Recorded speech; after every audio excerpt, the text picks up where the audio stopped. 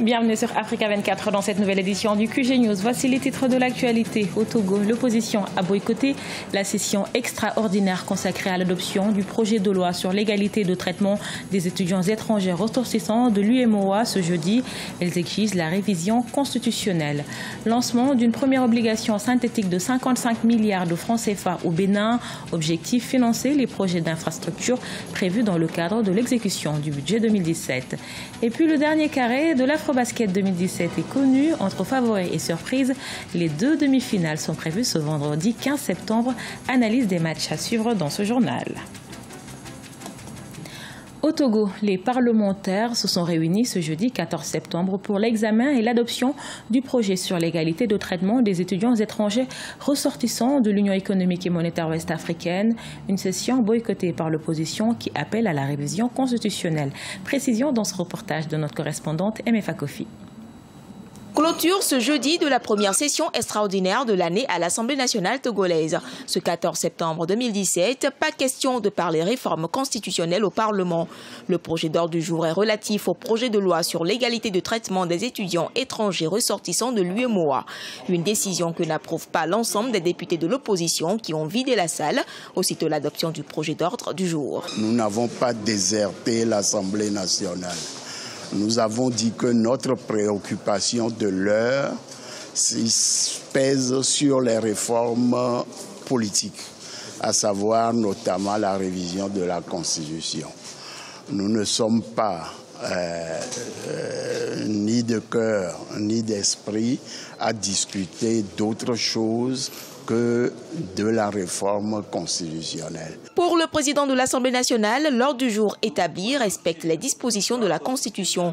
Soumis au vote, il a été adopté grâce aux députés du groupe parlementaire Union pour la République, parti majoritaire au Parlement. La session extraordinaire est convoquée conformément à la Constitution togolaise. Et cette Constitution togolaise dit expressément à son article 52 que lorsque les députés se réunissent en session extraordinaire, ils se séparent de l'ordre du jour épuisé. L'ordre du jour épuisé veut dire qu'il y a un contenu pour les sessions extraordinaires.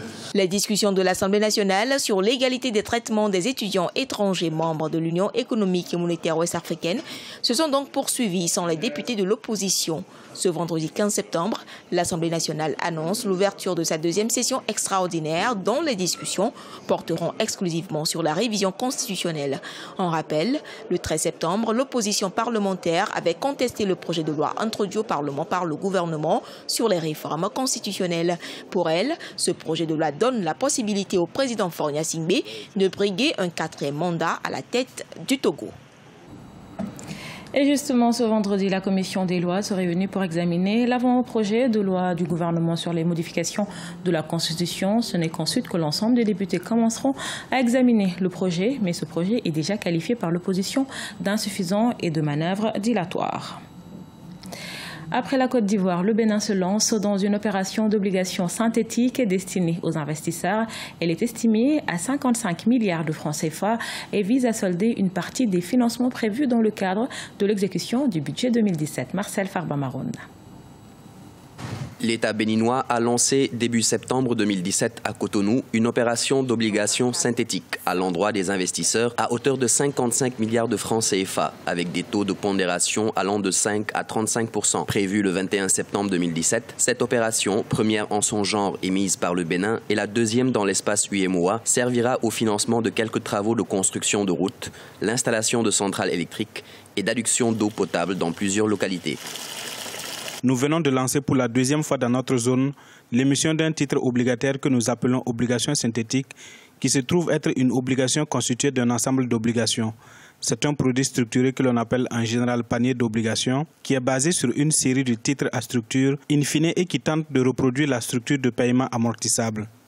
L'opération en question devrait également permettre au Bénin d'améliorer le coût de sa dette publique, qui est estimée à plus de 2700 milliards de francs CFA au 30 juin 2017, soit 53% du produit intérieur brut. Elle devra également aider à concourir à la dynamisation du marché secondaire. L'opération est répartie en 5 titres. Un bon du Trésor à 1 an, une obligation à 3 ans, une seconde à 5 ans, une troisième à 7 ans et une dernière à 10 ans. L'idée est de reproduire un panier d'obligations tout en respectant des proportions qui sont des proportions optimales en termes d'optimisation du portefeuille de la dette de l'État du Bénin. Pour l'exercice 2017, le Bénin a prévu la levée d'environ 716,5 milliards de francs CFA, dont 255,840 milliards de francs CFA de solde à financer sur le marché des titres publics au 30 août 2017. Le Bénin devient ainsi le deuxième pays dans l'espace UEMOA après la Côte d'Ivoire à procéder au lancement de son obligation synthétique. Souvent associés à des gangsters, l'attitude des Sud-Africains vis-à-vis des tatouages corporels change. Taz et Nsibusiso sont deux jeunes tatoueurs de Soweto qui tentent de donner un nouveau visage à cet art, une pratique qui est devenue aujourd'hui une véritable culture et séduit de plus en plus de jeunes Sud-Africains. Patricia Dubois. Une image, des inscriptions ou encore un visage. Les demandes sont à chaque fois différentes chez Sus Gods in Crew. Taz et Sibusiso Dlamini ont ouvert leur salon de tatouage à Soweto, en Afrique du Sud, il y a 3 ans. Bien plus qu'une tendance, le tatouage est d'abord une histoire de passion.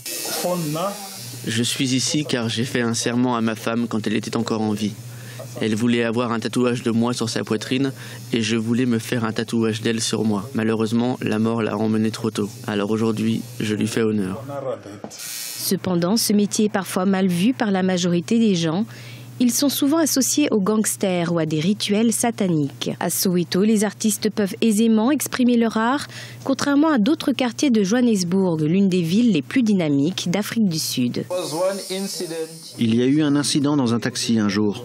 Ils m'ont fait sortir de la voiture en plein milieu d'une autoroute parce qu'ils disaient que j'étais satanique. C'est le pire qui m'est arrivé. Et par la suite, je suis parti dans ce quartier. Soweto est beaucoup plus réceptif au tatouage. Le tatouage tente aujourd'hui de se démocratiser en Afrique du Sud. Plus qu'un art, il est devenu une véritable culture et continue de séduire de plus en plus de jeunes.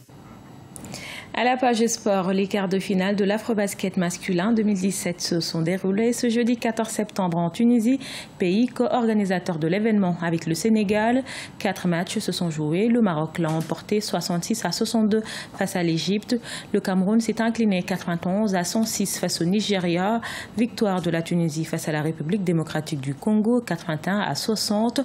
Et enfin, le Sénégal s'est imposé 66-57 face à l'Angola. Et les nations qualifiées aux demi-finales sont le Maroc, la Tunisie, le Nigeria et le Sénégal. On écoute à ce propos Samuel Nono, ancien basketteur camerounais. Il y a eu des surprises. On peut parler du match Maroc-Égypte. L'Égypte qui est une équipe qui a déjà eu des trophées au niveau du continent. Et c'est vrai que le Maroc, depuis le match de poule, ne cesse de nous surprendre. Et cette victoire, oui, c'est une surprise. Côté Cameroun, marqué 91 points et en encaissé 106. Ça veut dire que on peut avoir une double lecture. Déjà au niveau du Cameroun, c'est de dire ah oui, ce Nigeria-là, marqué 91 points, c'était une équipe qui n'avait pas une défense telle qu'on pensait. Le Sénégal, je pense que le Sénégal, jusqu'au début du 4e quart-temps, a eu des frayeurs parce qu'on a retrouvé une équipe d'Angola pas très entreprenante, mais néanmoins très très défensive.